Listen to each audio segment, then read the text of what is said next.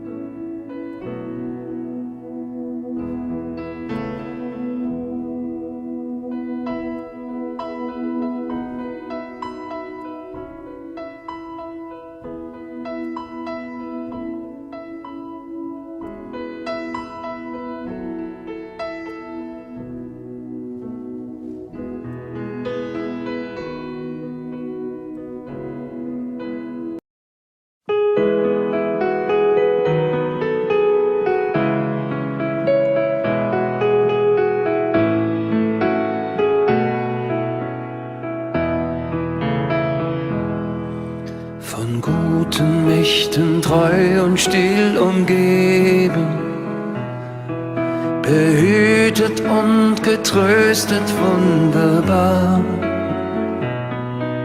So will ich diese Tage mit euch leben und mit euch gehen in ein neues Jahr. Von guten Mächten wunderbar geborgen, erwarten wir getrost, was kommen mag. Gott ist mit uns am Abend und am Morgen und ganz gewiss an jedem neuen Tag. Noch will das Alte unsere Herzen quälen, noch drückt uns böser Tage schwere Last. Ach Herr, gib unseren aufgescheuchten Seelen das Heil, für das du uns bereitet hast. Von guten Mächten wunderbar geborgen, erwarten wir getrost, was kommen mag. Gott ist mit uns am Abend und am Morgen und ganz gewiss an jedem neuen Tag. Lass warm und still die Kerzen heute flammen, die du in unsere Dunkelheit gebracht. Für wenn es sein kann, wieder uns zusammen. Wir wissen es, dein Licht scheint in der Nacht. Von guten Mächten wunderbar geborgen, erwarten wir getrost, was kommen mag. Gott ist mit uns am Abend und am Morgen und ganz gewiss an jedem neuen Tag.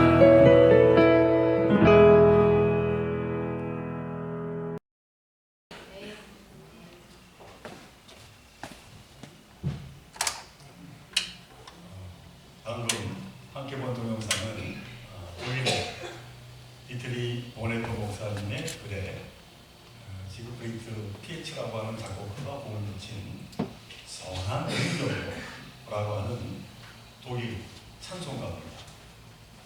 이 찬송가 가사를 정말 좋기 때문에 제가 다시 한번 읽어드리겠습니다.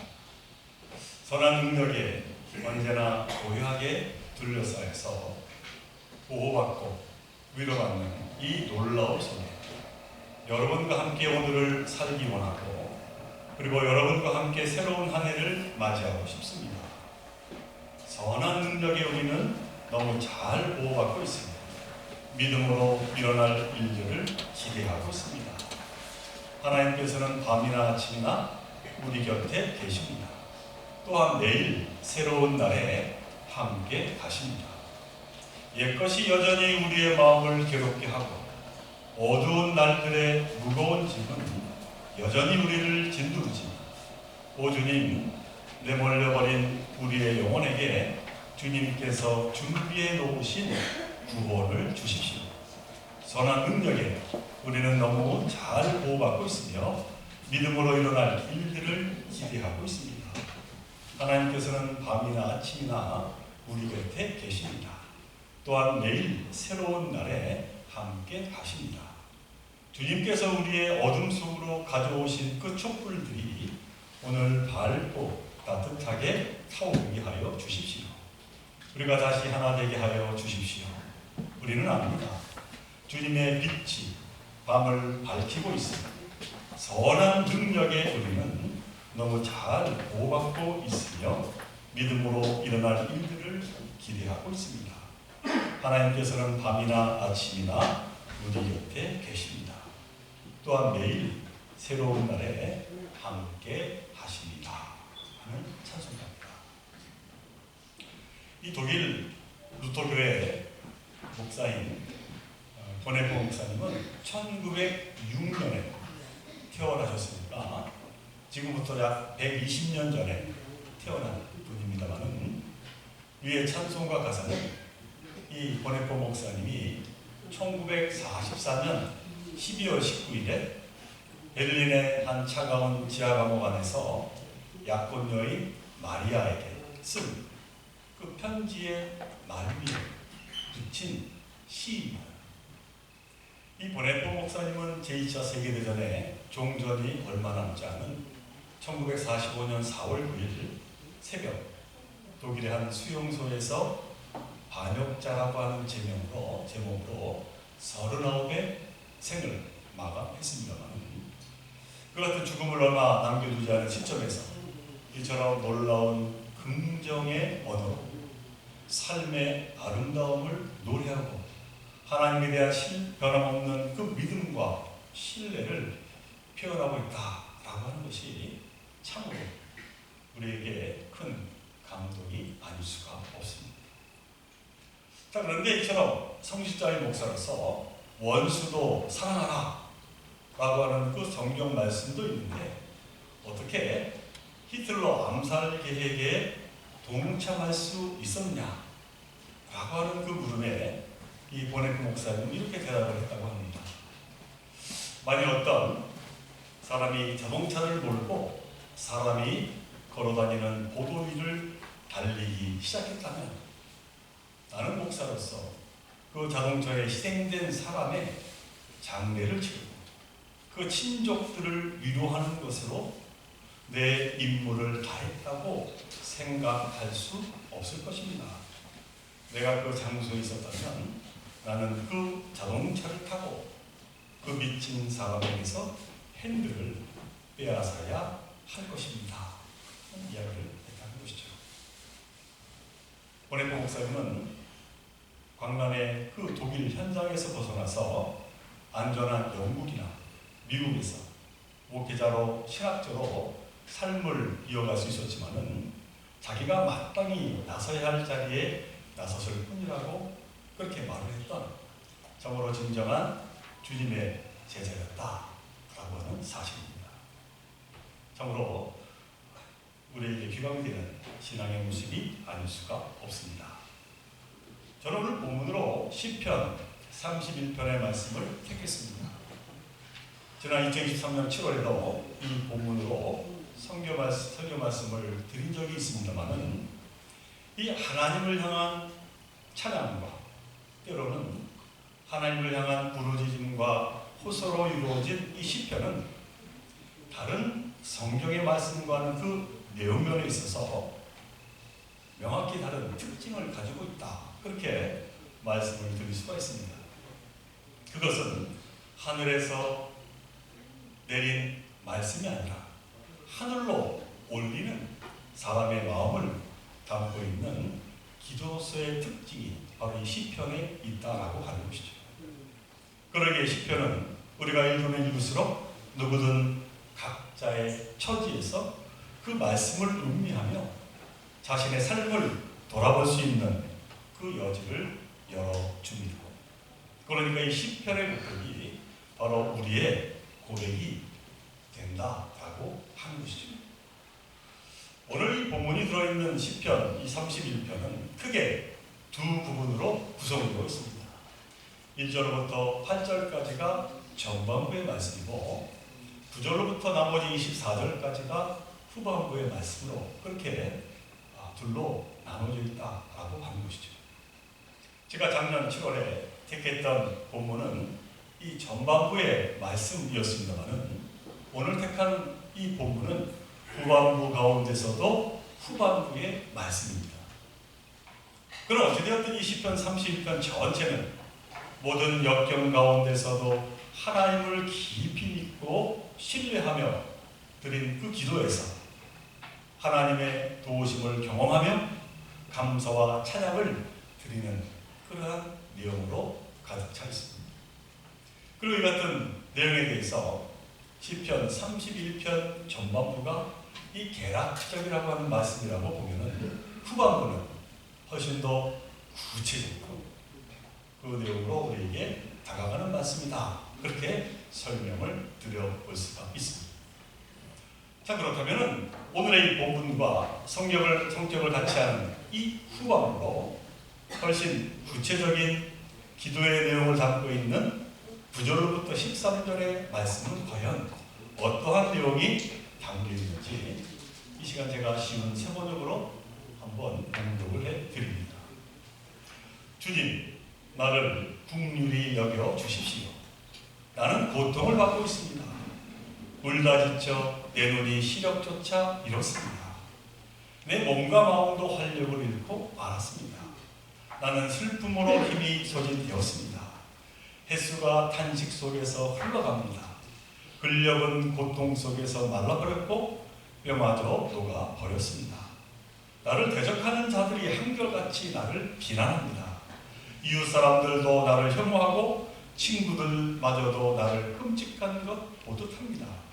거리에서 만나는 이마다 나를 피하여 지나갑니다.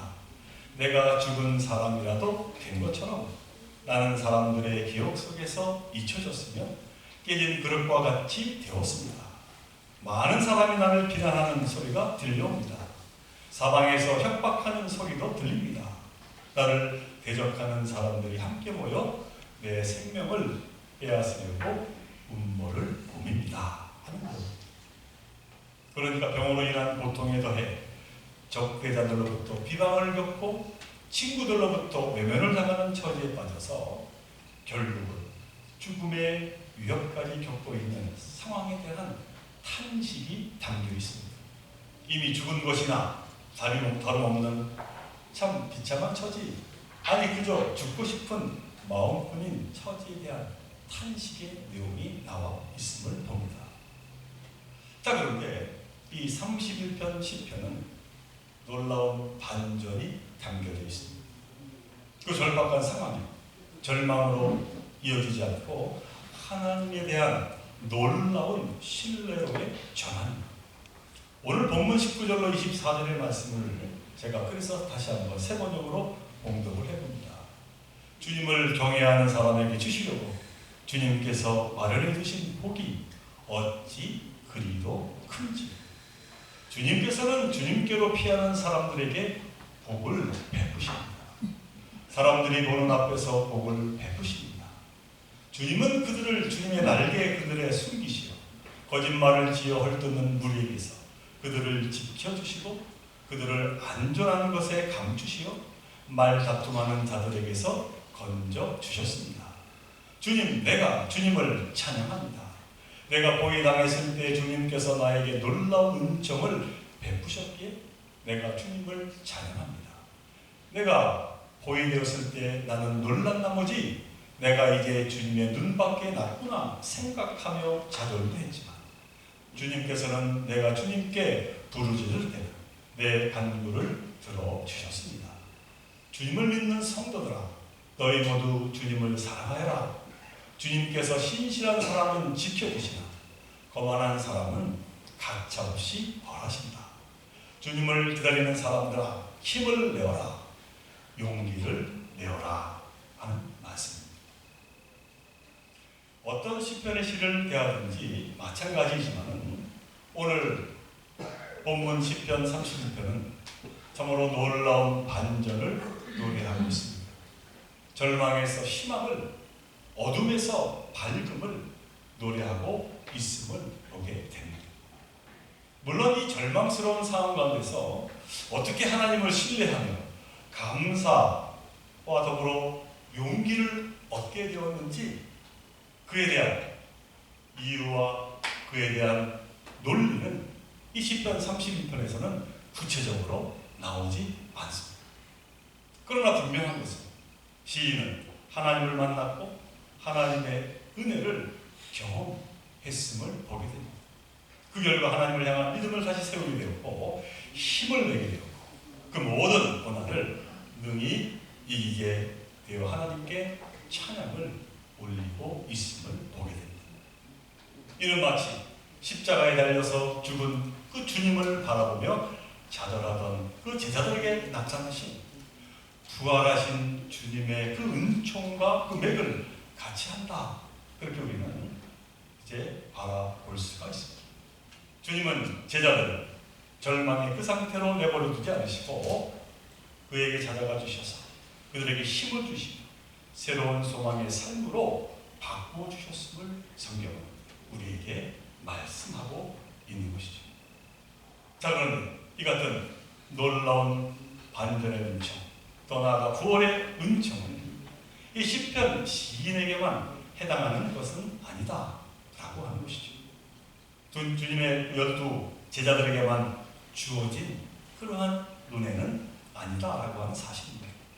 바로 지금 저와 여러분에게도 해당하는 놀라운 주님의 은총이 된다라고 하는 사실입니다.